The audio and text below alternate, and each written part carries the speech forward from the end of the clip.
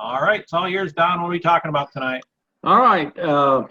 I did a little video on queen cells. A lot of people having troubles making queen cells. I pulled 2 frames out of a 5-frame box that actually was overlooked for about 2 weeks.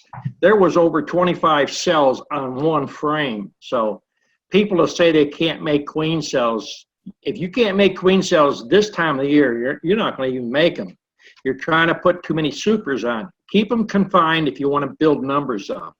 And right now, as hot as it is out there, you should be going in your box about every 7 to 10 days. Because if the hive is bearding out, the next day they might be swarming on you.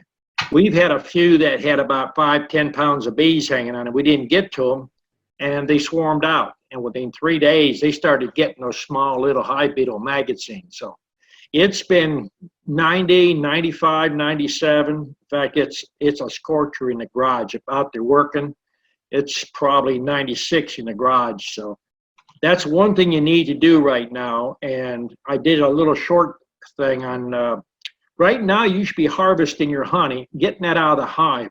If you got too many supers on full of honey, you're going to attract more beetles. And if you're extracting, now is the best time to start harvesting all that good money that's on the side of your frame, that sticky stuff that you cuss about. So scrape the propolis off and keep it in a little jar. Keep it dry. There's a market out there for it, just as much as comb honey and strained honey. So I see we got a few new faces here, so let's get everybody in there and ask those questions. I know you must have missed me. We get good emails and hate emails when we don't show up. All right, Ernest is up with the first question. Go ahead, Ernest. Is he muted? Go ahead. Okay, you hear me now? Yep. Yeah, I had 1 hive, like you said, it was full of honey, and had 2 mediums and a deep, and they were putting nectar in cells that's drawed out only a 1/4 inch. Right. The queen had no place at all to lay, so I had to take a lot of honey off and then put more in there. It drawed out cells, so hopefully she'll have a place to lay now. Well, you know, you don't have to pull the whole super. You could go through and pull 1 frame or 2 frames out of a super. Make sure they're capped, and if they're not capped completely down, just turn them sideways, give them a light shake. If there's nothing that comes out, then the moisture content will be low enough it won't ferment on you. Well, the question I had is, when I feed, it seems like I get robin, even though I'm feeding with the hive top feeders in there. So I started open feeding, something like you've got them, build a trough and put that out and open feeding, and it don't seem as though they do as much robin. Is that true? Is that Well, you've seen my yard. I've got a trench or a soaker line out there, and sometimes I even use the bird bath with bucket seam. And it's contrary to what people think. If you feed out like that, you're going to have tremendous robbing. But I think it goes back to if there's enough feed out there, they're not worried about going in trying to rob another hive and risking their life when it's free goodies out there. All they have to do is go out and get it. There don't seem to be as much robbing going on, but we got some kind of a honey flow, because I've noticed pulling frames out, they're backfilling right away. Usually the next day or 2 days later, they've already started putting nectar in there, and they must be getting it somewhere. Yeah, I noticed today, just this evening, that there's bees coming from a different direction, and they were bringing, I guess it's nectar in. So it seems as though this does cut down on the robin by feeding them openly, and that tend to work pretty good for me. One thing that we're doing right now is if we got frames that's got a lot of pollen in there and they got a little bit of honey, we're actually pulling those frames of pollen out and just setting them out and letting them open feed off of it. Because if you get more of that pollen out of the hive, it seems like you have a lot less beetles to have to contend with. I noticed this time of year, it seemed like they put too much pollen in. They just pollen every place. Yeah. Sometimes I make a statement like that, and there's a lot of people throw their hands up, and I think the guy's crazy. They're feeding pollen patties, and he's pulling the pollen out of the hive. But you have to keep everything under control and keep it in check. So maintenance of these hives during the summer is really important. Okay, that's all I have for now. Thank you. Okay. Next up is Matt. Go ahead, Matt. Hi. I think I've paid attention to a few of the videos that you put out, and we were looking at maybe trying to produce a couple more hives, but with all the dragonflies that we're seeing, I'm wondering if maybe going with mini nooks versus just splits, because of the resources involved with the split. You know, you commit to putting full frames in there. What's your opinion about that? Well, mini nukes, you can raise queens with minimal amount of resources. The whole problem is they're a really full-time job. If you're in the area, you need to stop over and look at them. If you're retired, it's a great way because you can take a hive and set up a lot of mini nukes. But the problem with mini nukes is one day they're starving, and then 3 days later they're honey bound, or maybe 4 days later they're overpopulated and they want to swarm. So they're very high maintenance. And Ron, he's been over to our queen mating yard, and he can tell you, what he's seen. They take very little bees to mate your queen. It's a very efficient way, but it's a full-time job. Well, and I imagine you've got the same amount of dragonflies and predators. I walk out in the backyard, and it seems like we've set up dragonfly feeders. I mean, I don't know how a queen's going to get through that. I think the more obstacles they fly through, I think it's actually better. Okay. Really? Why? But if you have a job, you might consider just playing 5-frame nukes, standard deeps and mediums, and only run 1 or 2 frames in there. That way, if you do get busy and you can't tend to them, you just drop another frame in there. And if you've got 5 frames, you just set a little super on top and they'll make honey. Okay. All right. Well, thank you. Oh, Wait. we have a question about, we've got a bunch of bees on the ground. Oh, that's a separate. I think that we would want to ask that separately. Let's let some other Okay. people. So we'll ask another question in a minute. Okay. Thank you. Okay. All right. Next up is Anthony. Go ahead, Anthony. Yeah, hello, everybody.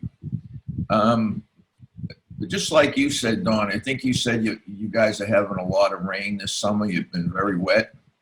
We haven't had rain for 3 years here, really bad. But this year, we're getting like 3 years rain all at once. But the girls are still, it doesn't rain all day, and they're bringing back tons of pollen. When I was out there yesterday, I actually made a video clip and posted it. They were bringing back so much pollen. But in like some of these bees, I had 4 months. Some have only had 3 months. But I don't have one cell of capped honey. Not one cell is capped. Is that normal? Well, you're starting new hives out. They're drawing wax, so they're going to use a good amount of the honey to draw wax. So you have to kind of supplement until all your combs get drawn out. Once they get drawn out, if they have a surplus, they're going to start capping it or putting it super. Okay, because I've been feeding them sugar and water, and some of them had those frame feeders in there. They'll drink a whole feeder in a day, and then I did buy some top feeders. They're big. You can put 9 liters in there, and so I've been doing that. So I'm giving them sugar and water to help them. Well, your frame feeder doesn't contain enough of your sugar water to really make your judgment there. But if you're putting a hive top feeder on there, that frame feeder, probably you need to feed it up, fill it about twice a day. Yeah, I think so. Yeah. Yeah, because they're sucking that right up. And I did a split about 3 weeks ago. I took the queen cell and a frame of honey and a frame of brood, put it in a box. It's what I did on my first split, It worked out well. The queen went out, mated, come back. She's doing fine. So I did this split the second time. I found 7 queen cells in there, 3 on the top bar, 2 on the bottom bar, and 2 in the middle. So I didn't know what to make of that. If they're on the bottom, I know what it is. If they're in the middle, I know what it is, but they were all over the frame. So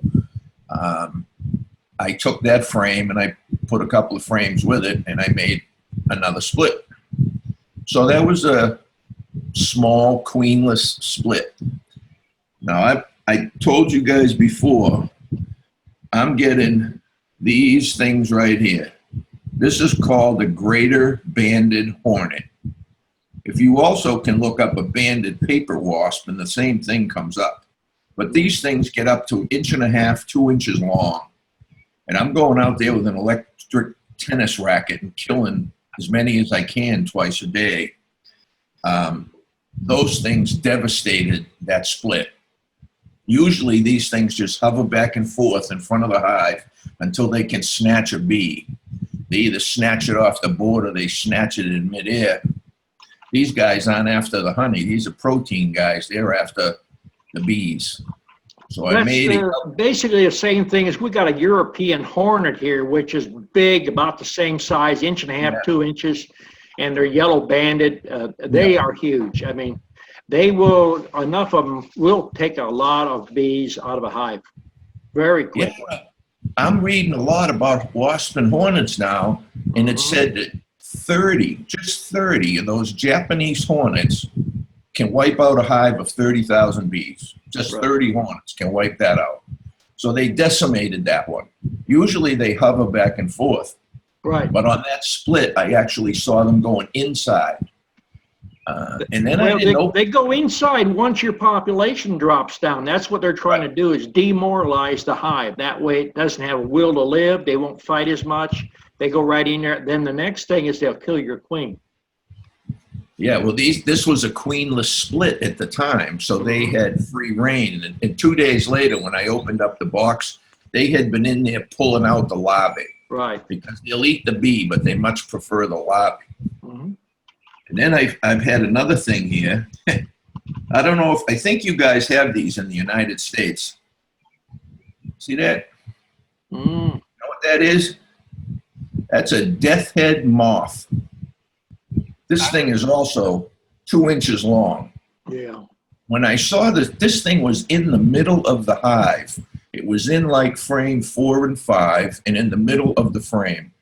It kind of scared the hell out of me when I was pulling the frame out, because I didn't know if it was a bird, a bat, or what it was until I got to this thing. And when I saw the striped abdomen, I thought it was a giant bee, because we have some big bees here, big hornets. But then what this turns out to be is the death head moth. Right on the back of his head where we would mark a queen, it actually looks like a face on there. Mm. This guy won't hurt the bees. Their tongue is like a needle.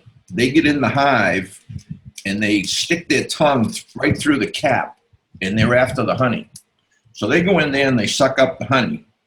So I found that one, and the girls must have already killed it. That one was dead.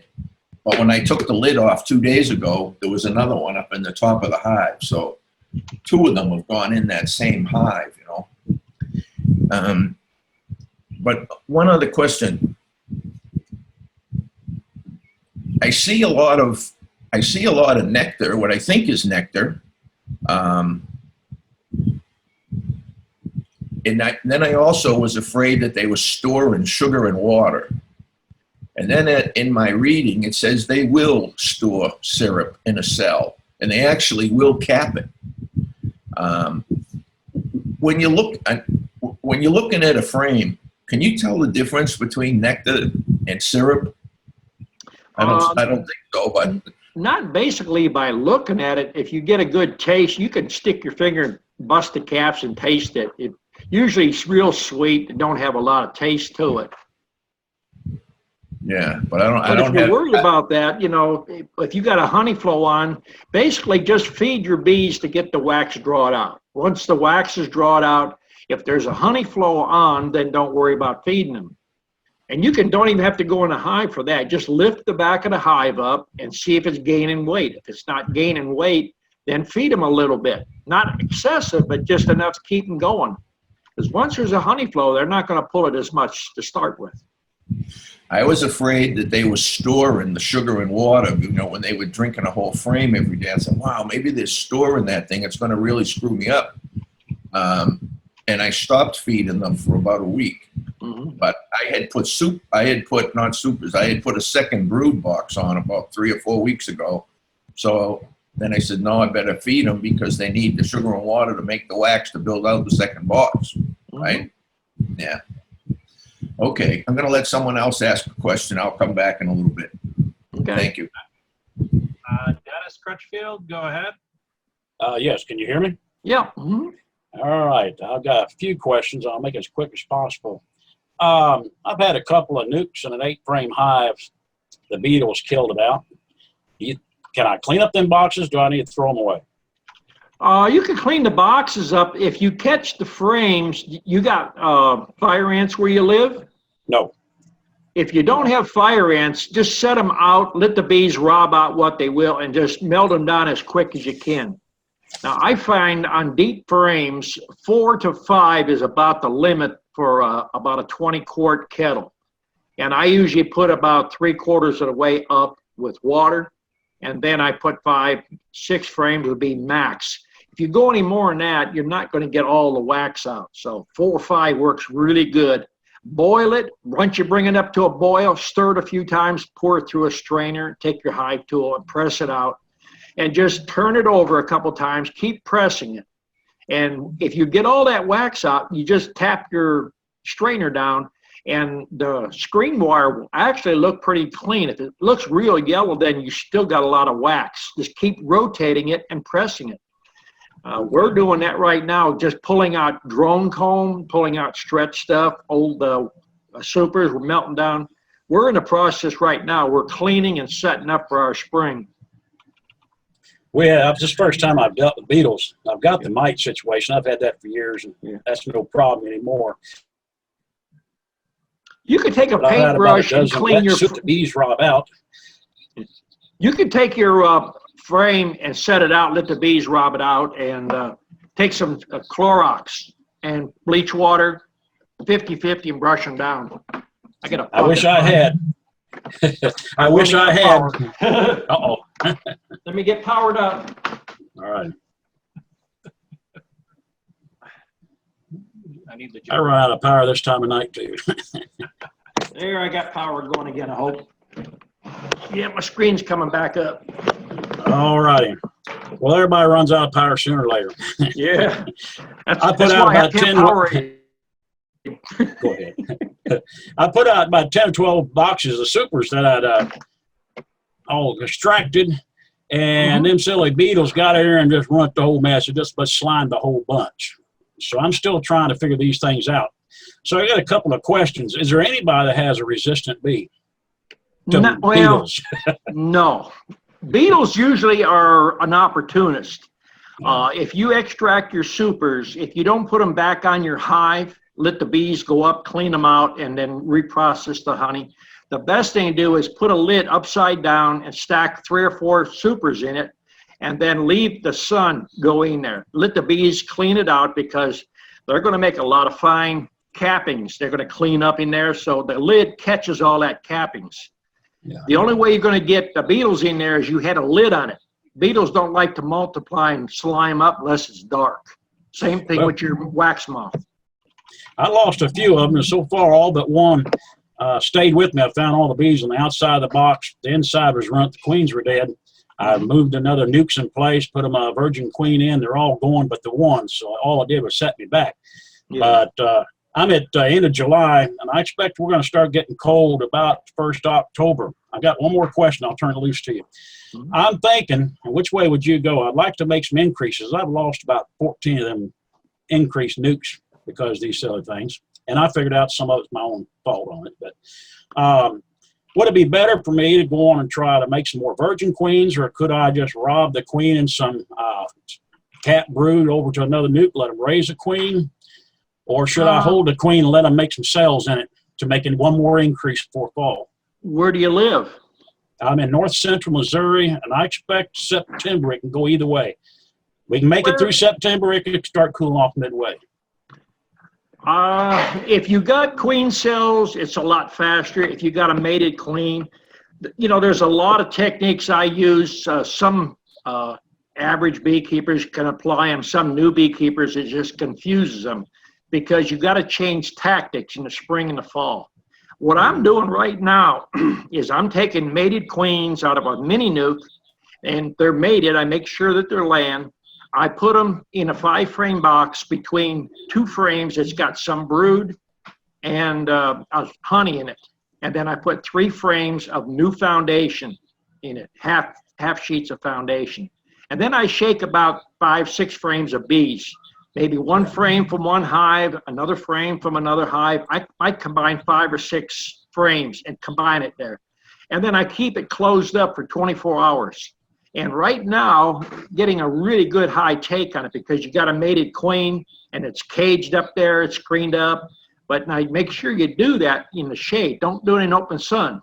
You'll have cooked bees. Well, that's what I was wondering. We're 112 heat index right now. It's rough on everything. Right. So, you know, right now, the whole purpose of me doing these is to save you time because I've been down that road. I made all them mistakes. That's how I learned is costly mistakes, and I'm here to try to save you that money and that time. Yeah. So I'm kind of pushed on time to get one bred and get everything up and running another new. If you got a good, strong 8-frame hive, you can condense it down to a 5-frame hive, pull the queen out, set her in another hive with that remaining 3 frames, let them make a bunch of cells, put the feed to them. 5 frames in there, you're probably going to come up with 3 to 4 frames that's going to have multiple cells. And if you're using wood and wax, get you a little steak knife. I just showed on YouTube how many cells that can go on 1 frame. I've seen as many as 50. The whole trick is temperature and feed them. Okay. I have 1 hive, and I did manage to get about 15 queens off of it. Mm-hmm. I went in there. It's a double deep 10 frame. I'm getting away from them, but I still have it. They had every beetle on the outside frame. It looked like 6 inches circle, all on 1 frame on the outside. There had to be 200 of them on there. I just took them out and smashed the whole blasted bunch. But boy, if I can get all my hives to do that, we'd be in good shape. I'll tell you one thing, it's not going to kill your beetles, but it's a little maintenance, is mix up some eucalyptus oil with sugar water and put about 15 to 20 drops in there and just take out a few frames and spray the back of the box with eucalyptus oil and sugar water. It's not going to kill them, but it'll repel them. You'll notice a lot of them coming out, cracks and everything. Okay, well, I'll try that. My mistakes was I put drawn foundation out before they was able to cover it, and I've learned the hard way. I've never had them before. So that's why a lot of times people ask, why are you running a 5-frame nuke with just 2 frames in there? Until you get enough bees in there, you got too much area for them to cover. Right. Well, I've learned. I appreciate it because it's helped out a lot. I don't think it would do any good put any wintergreen in a fogger, would it? It's a toss-up. Okay. About the same thing as eucalyptus, just be Yeah. help them, I guess. All right. All right. I appreciate it. Thank you. Okay, next up is Roger. Go ahead, Roger. Yeah, no, you hear me all right? Yep. Yep. Mm-hmm. This morning I went out to make some splits, and I lit my smoker. I turned around, and the hive I tended to split was leaving. So there it was full of bees, and they swarmed on me. What I'm wanting to know is how late, I live in North Missouri, how late can I make a split using the eggs? They don't seem to be, they're swarming instead of making queen cells, because I couldn't find any queen cells in that box. There's a lot of drones, they've got plenty of resources to make a queen. How long can I make a queen that away? If you're going to let them make themselves just from the larva, I'd say where you're at, probably the 3rd week in August is when I'd make the hive queenless. That way it's going to give you 3 to 4 weeks, and you're still going to get your goldenrod, and you're probably going to have to feed them. Best bet would be to invest buying some mated queens. That way you can go in the middle of September with mated queens and still have good luck with your splits. Okay. All right. Well, that gives me an idea where I'm going. I'm running mostly 5-frame nukes. Okay. And can I get by with a single 5-frame this far north, or do I need to have a double deep? I've had a lot of people up in Nebraska, and Kirk Webster's out there in Vermont, and Michael Palmer. They're all running 5-frame nukes, and they got colder weather than you do. But I think the main thing is make sure you don't have mites. Mites is the biggest thing that's going to kill them bees. So make sure you treat them with oxalic acid. You got good hives, good strong 5-frame boxes going in, and I'm sure they'll go through the winter. Okay. Make sure you don't have no mildew, or you have plenty of ventilation in there. That's the main thing. Okay. All right. Well, that answers most of my questions. I think. Okay. Okay. Okay. Next up, we have our guest speaker is Brogan tonight. Go ahead, Brogan. Hey, everybody. Can you hear me okay? Yeah. Okay. I'm down here in South Florida. I just recently got back into beekeeping. I just moved my 5-frame nuke over into their hive tonight. They all seem to be doing fine. They were all out bearding on the side of the box this evening. So the beekeeper that I got them from was make sure I had my queen in. Went out there about 30 minutes ago, and they are all back in the hive. But my problem is I'm seeing these little tiny ants coming in and out of the box. What is your suggestion that I should do to either whether they're going to be a nuisance to the bees? I mean, they're not fire ants. I know we have a fire ant problem down here, but not in my yard. What does anybody suggest? How high are your hive off the ground? Is it at least knee high? It's a little over knee high, yes. Okay. Now, when you put your 5-frame into your big box, was they really strong, covering all the frames, really heavy? Yes. Okay. Now, when you put them into the big hive, you've got to put an entrance reducer in there. Are you entrance feeding those, or are you hive top feeding them? I was gonna do what another beekeeper had told me, a couple different beekeepers, is to feed them away from the hive. I live in an area. I don't live in an area where there's a lot of robbing. There's not many hives where I live. Your bees are not going to thrive that way. If nothing else, you're going to end up causing robbing. The main thing I try to teach is where you can reason things out. It's common sense. Now, you got bees when you transfer them in. Have you seen baby bees being hatched? There's definitely a lot more bees than there were a few days ago. So yes. You got new bees, which are the baby bees or the young bees, nurse bees. Now, how do you expect them to fly out there to your remote place to get that feed? That'd be like asking a baby to climb out there, right? Right. So where can I get that entrance feeder? You can use an entrance feeder. If you buy one commercially, they're going to have rows and rows of holes. You want to put a regular cannon lid on it and just put 2 holes in. If you got a T50 stapler, just shoot a staple through that lid, pull its staple out. 2 holes is more than enough. And then put it in there, and then when you put your entrance reducer back, you're going to need at least 3/8 of an inch high and probably no more than about 5 inches wide. Okay. So just I go ahead would and run order the one entrance of those. feeder on there, and probably you're going to have to fill it up probably twice a day. Okay. Okay, so just But as go on far as your ants, what kind of ants are they? The little white, red ants, or the big black ones? No, they're small. They're really small. They're all black. Yeah. They almost look like those little ghost ants. Yeah, I don't think they're going to bother your hive. They're just basically a nuisance.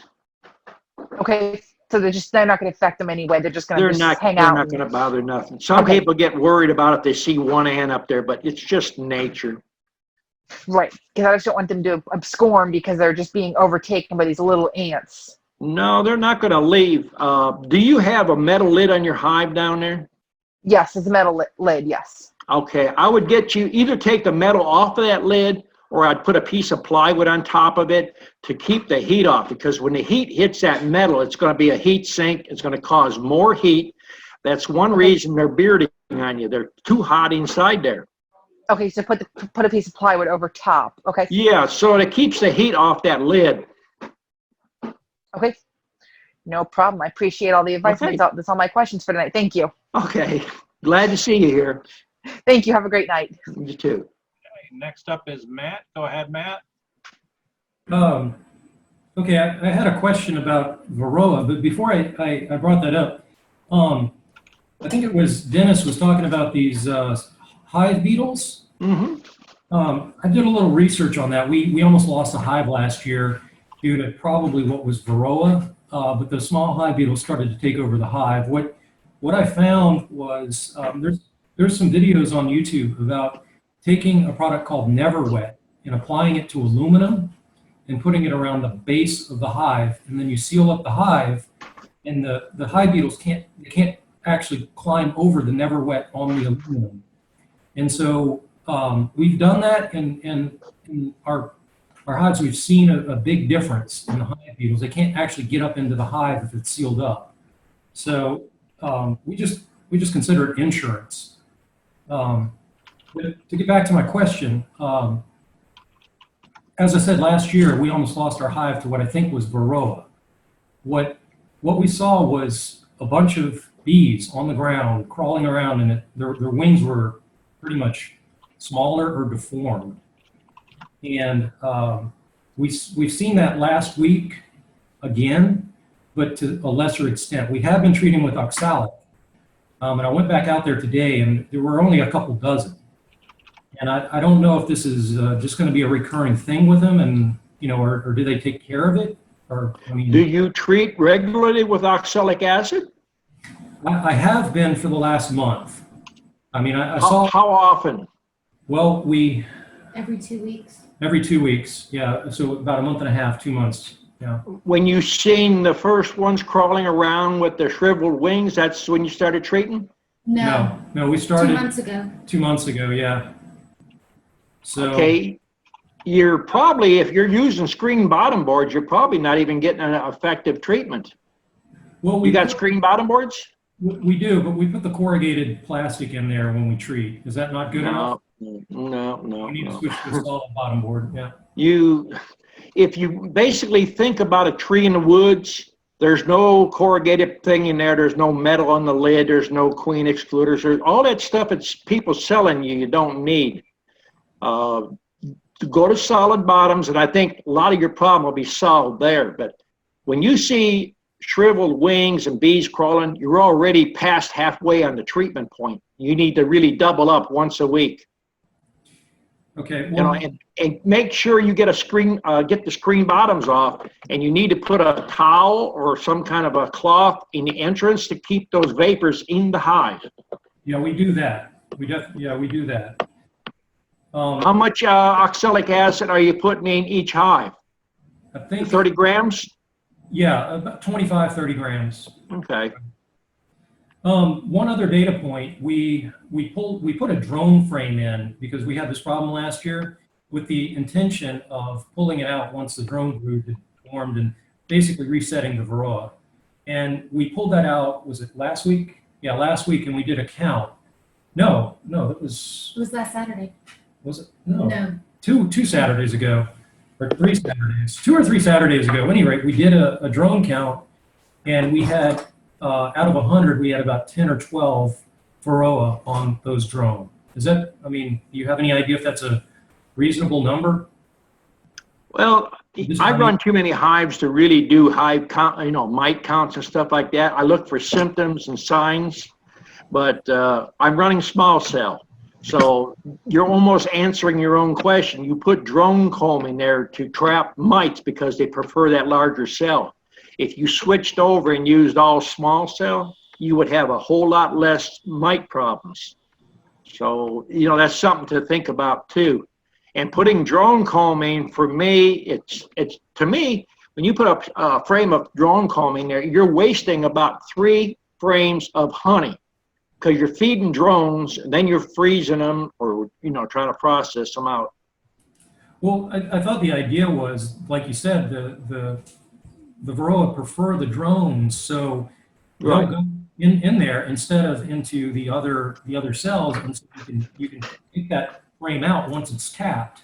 But see, if you're using oxalic acid, that's 100% killed. There's no way. If you're doing it once a week, you're busting that cycle, because the ones that are capped, you're not treating. When they hatch, you're treating them then. Okay. And, you know, contrary to what maybe you're reading, small hive beetles do fly. Yeah, So- but there's some research that I say research, Yeah. they don't fly within the hive.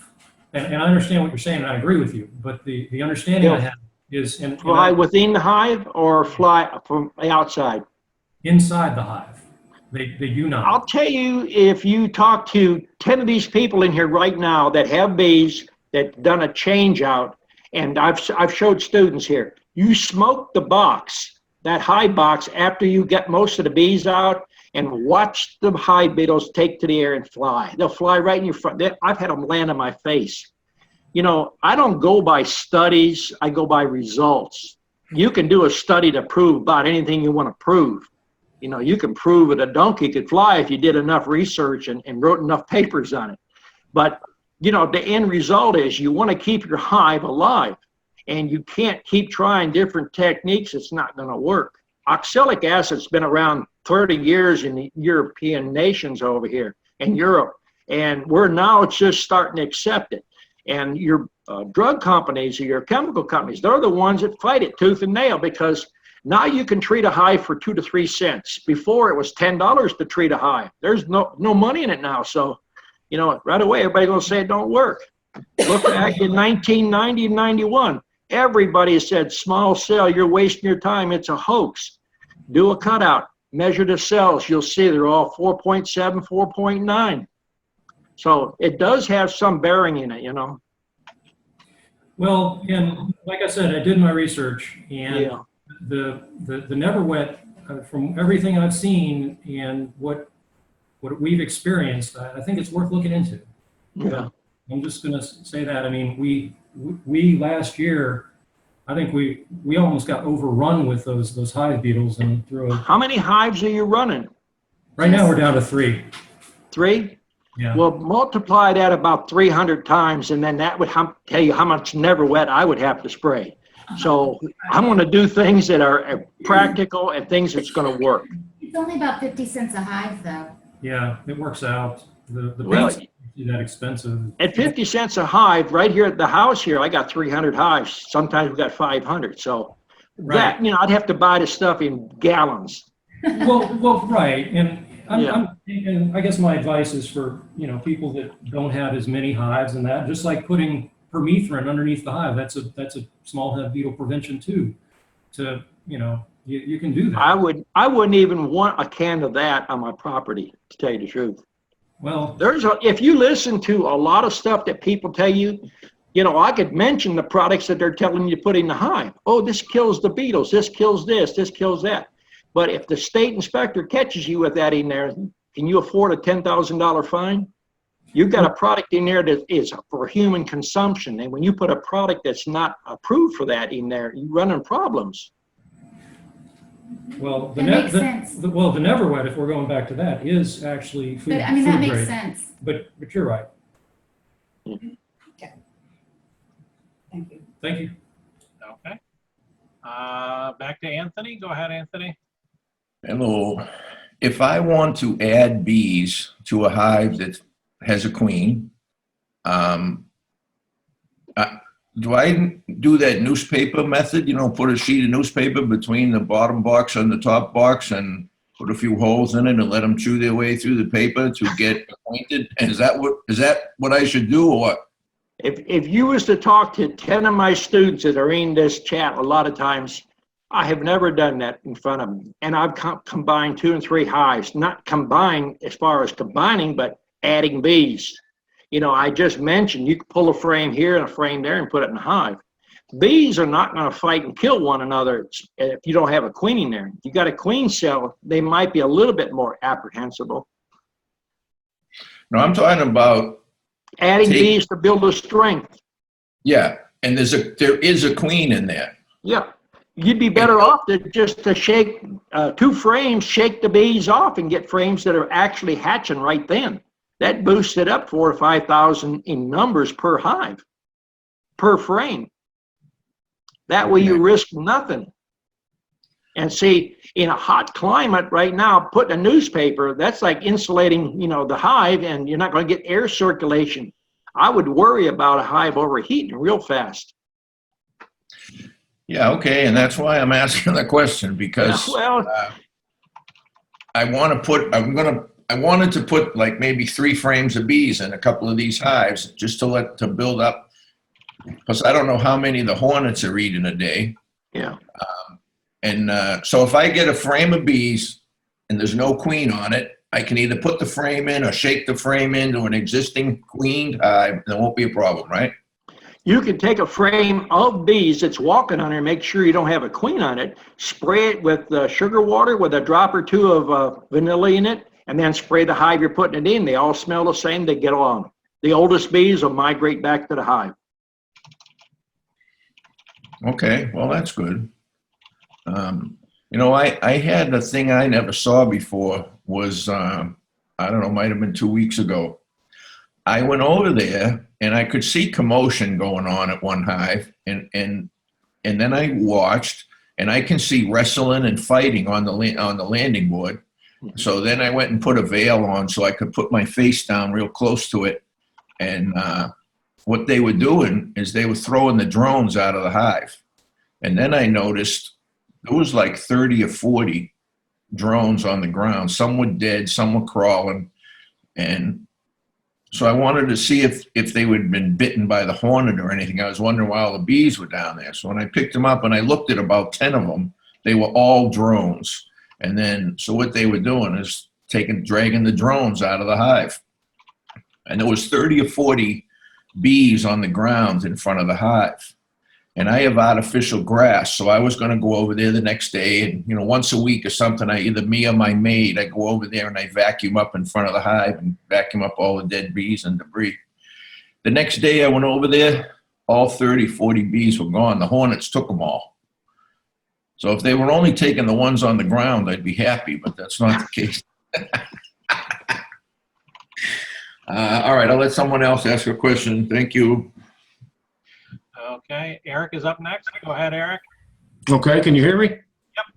Okay, Don, I sent you a money order earlier this past week, and I was wondering if you got that. For a vaporizer? For a vaporizer. It's sitting right down here, going out Monday. Oh, okay, I just wanted to know, I just want to make sure you got that. Can you see them? I can. There's 3 of them sitting here ready to go. Okay. Stephen had a baby. His wife had a baby, and we've been at the hospital. So, my wife does all the packaging and that, and then, it's been busy. But going out Monday, we got a whole bunch of stuff going out Monday. Okay, well, congratulations on that grandbaby. Oh, thank you. And I was wondering if you could talk maybe for a minute about the essential oils and which ones do we need, and when do we use them, and how much, and what do they do? The main ones you want is wintergreen, spearmint, tea tree oil, and lemongrass. And you got to be careful using it. Lemongrass in the summertime, you'll get robin.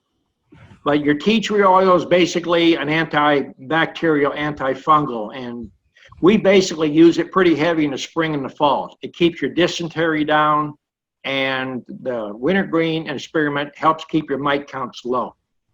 And it's like what they call honeybee healthy. Oh, okay. It's a brood builder, and actually it's on the web page or on Facebook. There's a download, and a lot of times you ask me the same question, and then the next guy asks me the question. You want to mix yours up in 5 gallons. The next guy wants to do it in a gallon, and I'm doing it in 55 gallons. So I have to stop and kind of do the calculating. We do everything in 55-gallon barrels to mix it up. Oh, yeah, we can just watch the video, I guess, and then. Yeah, right. I've got enough of them up. Okay. Well, I heard a video, they were saying maybe that if you mix chamomile tea, it might help with the mice. What do you think about that? I've never used it. The stuff that I've used, I mentioned, Yeah. I know there's people that use lavender. There's a few other oils, you can use. Okay. All right. That's all I had. I appreciate it. Mm-hmm. Okay. Sally, did you have a question for Don? I seen you waving a few times. Yes. Okay, go ahead. Hold on. Go ahead, we hear you. Hi, Don, everybody. My question is on your dipping board. I need the measurement because I want to make my own foundation. Okay, I believe it's 17 and a half long, about 11 and a half deep, and I use a 2x. And I just made a little handle on it, and I dip it into my. Now, if you're gonna do that, you need a square dipping tank. If you're gonna use an old roaster, then you're gonna have to do your dipping board oval. So just measure the roaster that you have, get a square board, and just get a jigsaw and round it off. Okay, basically you said 17 long. 17, I believe, is long, and then about 11 and a half tall. Okay. And the other question is that my bees still ain't going to the super yet. You probably don't have enough bees in the bottom, and you got too much area. A lot of bees? Yeah, I got a lot of bees, both. I would go through the bottom and make sure that you've got a queen in there laying and they're not all honey bound. That's the first thing right now. It's bees and she laying. I got two. Well, I did a split, and the split even almost outdoing the one that I split them from. Well, they might. Are they drawing wax in either one? Yes. Oh, if they're drawing wax, they're not going to go up in the super. They're going to use that extra resources to draw wax. Okay, but last year they didn't go up in the super neither. For some reason, everybody can get their bees up to the super. I can't. Are you doing any type of treatments right now? Like I told you, that mint tree and tea tree, whatever, winter green. The tea tree oil is basically antifungal and antibacterial. Right. And the winter green is fed with your sugar water. Now, right. It's not a big kill-off. I would do an oxalic acid treatment, or even if you put a paper towel on the frames and the top and just use pure mineral oil. Just sprinkle or spray a little bit on there. You don't want it dripping wet, but you want it soaked a little bit, saturated. And when the bees walk it, it'll actually coat the bees and it'll suffocate your mites. It's a very mild way to kill them, and it's not going to hurt you one bit. It's a laxative is all it is. Yeah, I put the mineral oil in it, and so the treatment, I don't like the acid. I like your treatment with the oil. Yeah. And I did that the first 7 days, then the second 7 days. Then after that, I did once a month. And right now, before it started raining, I didn't have no trouble. Now because of the rain, I guess they brought them in. So I have to do another treatment. Yeah. Stick with it. It'll work. It's just a slower way to kill it. I love the treatment. Yeah. I told my friend about it. She did it the same thing. So a lot of people say they don't like it, but if they're getting rid of my hive beetles, I love it. Well, I try to teach different ways to treat a hive because one person won't like this or won't like that. You got to do what's going to be successful and what you're comfortable with. Yeah, but once she told me, I read about the acid, even though it's organic, they telling me to wear a mask, and I'm saying no, I better not bother that. So, you got to do what you have faith in. Yeah, I like your treatment. Yeah. Your mix. Thank you. Okay.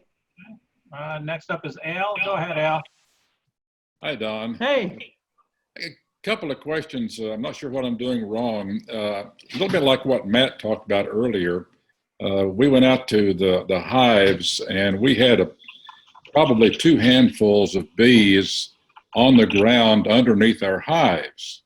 And so I put a nuke box down and gave a way for the bees to crawl up in the nuke box. They were on the entrance fanning just like they had a queen, and they walked up into the box. And so I put the box back up on my stand. Next afternoon, they were back underneath the hives again. They left the nuke box and went back underneath the hives.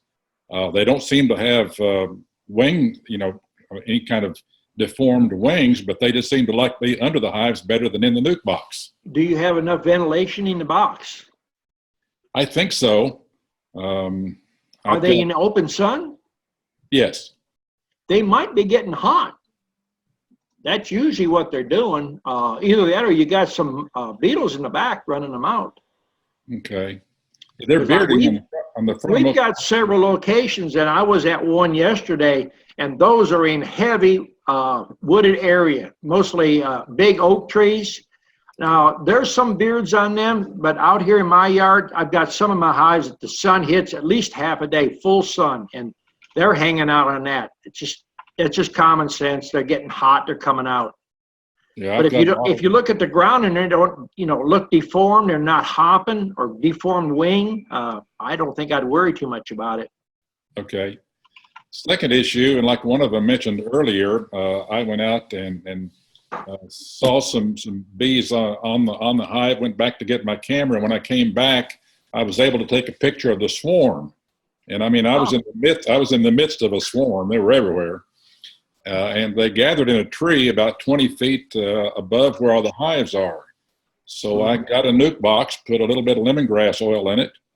And the next day, most of the swarm had been attracted to the nuke box with the lemongrass. Mm-hmm. 2 days later, they were all gone again. So it seemed like I can attract them, but I just can't keep them. How much lemongrass oil did you put in the box? A Q-tip full? I took a Q-tip, wiped a little bit on the back of the box, and then laid the Q-tip in the box. Yeah, that should be all right. Bees got a mind of their own, You can lead them here and lead them there, but I put them in boxes, and 10 minutes later, they're gone. Sometimes you shake them out of a tree, they fall down, they go in a box, they stay. Right. Okay. They're like little kids. They want to misbehave. Well, they misbehaved. Yeah. I have one other question, just for a comment for Anthony. I was wondering, because I've been making a few, if a robbing screen would help him to keep the hornets or things out of his hive.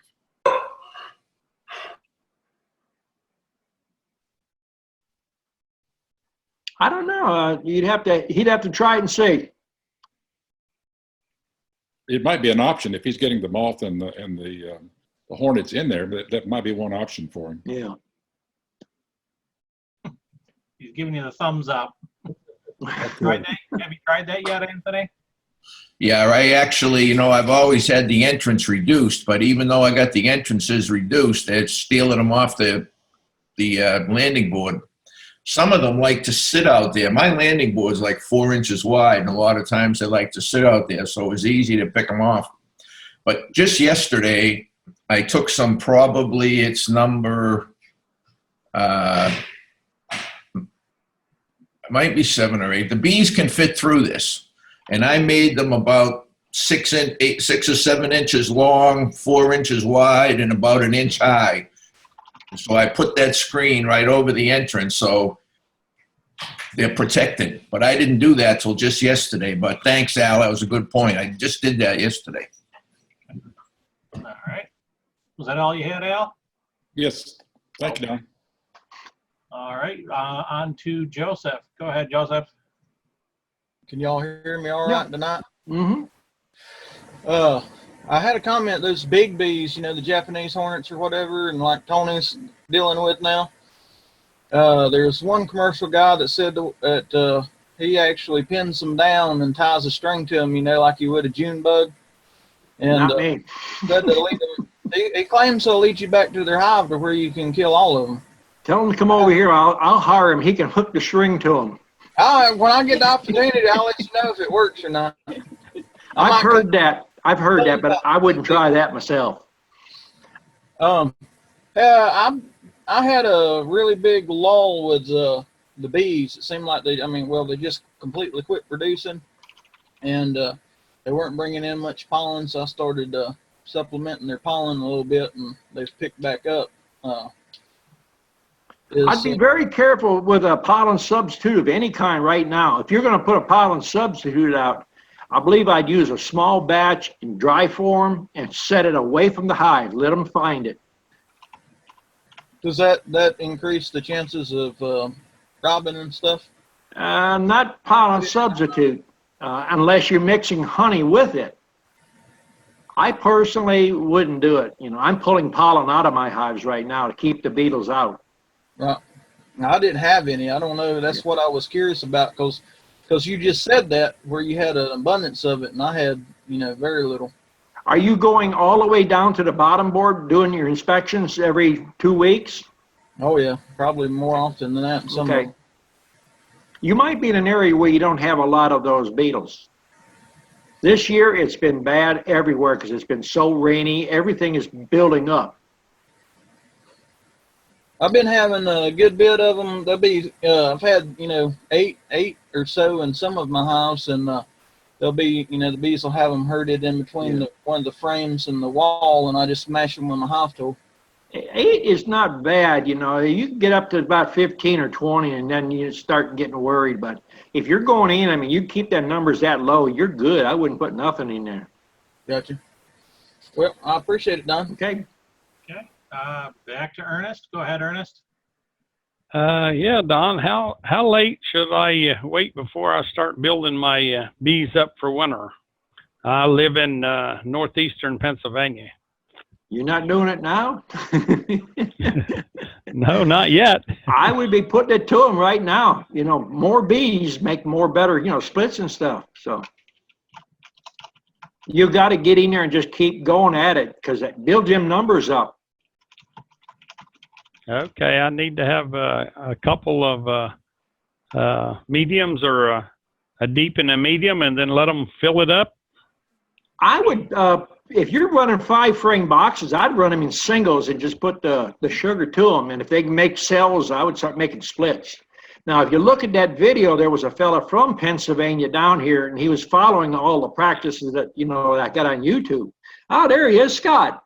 And he's having good luck. See, I got one. I must have 5, 6 students in here right now. They're going to be biased against me, I guess.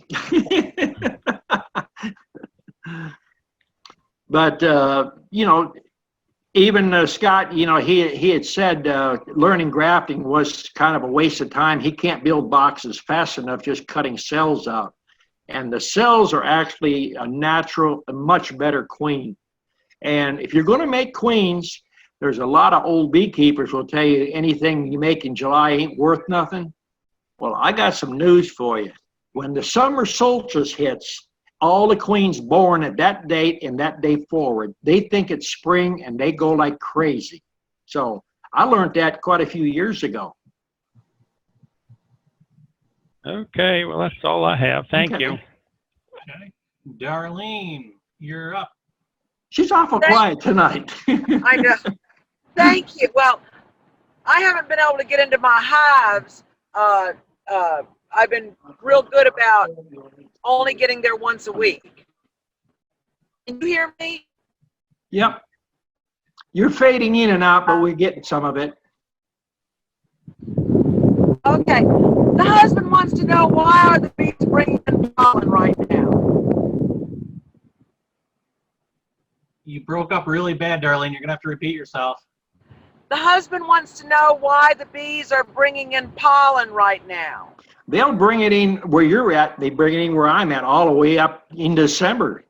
November, December, they're bringing dandelions, and then there's a little yellow flower and a little white flower in the grass. They work that stuff. And even in January, I've seen them bringing pollen in. They're not going to bring tons of it, but they bring some of it in. Thank you. Okay. Even on a rain, there was rain heavy here the other day. And Right. 2 hours after the rain, I went out and looked. I filled some of the hives, and there was some yellow pollen coming in then. So bees will surprise you. We have real orange pollen here. It's real orange. You might be getting some of that. It's called devil's bottle brush. It's orangey looking, or you might be getting a little bit of that goldenrod. Now there's a wild Russian sunflower that's blooming right now too. Oh, good. Thank you. Okay. Okay, got time for one more quick question. Go ahead, Anthony. Don, when you add a second box, do you move frames from the bottom box and put a frame or two in the top box to entice them to use it? Well, if you're running double deeps, you could do that, but a lot of people run deeps and mediums for honey supers. So you can't put, reverse them that way. Now, people that's running all mediums, yeah, you could do that. Okay. I just thought it would entice them, to go up there. When I put my boxes on, I took 1 or 2 frames from the hive. I put it up in the upper box, and then I sprayed the new frames with starter strip with sugar and water when I put them in there. There's your problem. What? Starter strip right now. We was using a lot of starter strips. They don't want to make, at this time of the year, they don't want to make that transition. So what we done on a medium to get them to go up in there, every other sheet, we used a full sheet, then a starter sheet. That acted like a ladder. They climbed up, bridged across, and then started drawing it. Okay. All right. I have full sheets of wax. Every other one. Yeah. If I can get in there today, if it doesn't rain, I'll change some of those out and do that. And another thing too, if you don't have enough flow, they're not going to go up there and draw it. Now, you don't need a frame up there. There's people posted some stuff on my Facebook page where they had forgot to put a couple frames in. There was nothing there. They draw nice wax from the lid down. I mean, if the flow's on, they'll draw wax. You don't need a frame in there. That's just convenience for the beekeeper. Yeah, I understand that. Yeah. But there's all starter strip up there, so I'll do that. I'll checkerboard them with full sheets. Okay, that might help. And let me ask one other, hopefully quick question. What's your view on adding a second box and putting it on the bottom instead of on the top? What's your view on that? Other than, I know it's a lot of extra work. Other than the extra work, what's your view on it? Well, we do that in our out yards on a honey flow. If we put in an extra super, we'll put the empty super down low and put the one that's drawn or almost full on top of it. That way bees come through it and they'll draw it out a little quicker. Yeah, I did that on one of my hives to see what they do, and I haven't looked at it in about 2 weeks. But I hope to get in there today and go to the bottom board in those 3 and see what's going on. And I want to see if the one in the bottom is working better than the other ones. Okay, thank you very much. Okay. Okay, and actually we had one more question come in from Mike Morris. Go ahead, Mike. Oh, yeah. Hey, I was just wondering, I did a couple of those splits like you told me, where I take the bees, a frame of bees, and I put in there with a couple of cups of bees. Right. And I'm not having them, they're not making any queen cells. Am I doing something? You don't have enough bees in there. You're trying to make a split without queen cells, and you want the bees to make cells. You have to do it either in a 5-frame box and have it crowded. If it's crowded, then they'll make queen cells. You only do that with a cup of bees or 2 cups of bees once you have a queen cell. Oh, okay. So I was trying to do it the other way. All right, I got you. Yeah. All right. It's always the simple things. Yeah, it's a little thing to get you right. Yeah, the detail. All right, thank you. Okay. Then that is a wrap for tonight. Thank you, everyone. Okay. Thank you, Don. Appreciate everybody showing up. Sorry he wasn't here for 2 weeks. Don't everybody be mad. One time. We will be back next week, though. Yes. Mm-hmm. Okay, perfect. Okay. See you. Bye-bye. Thank you.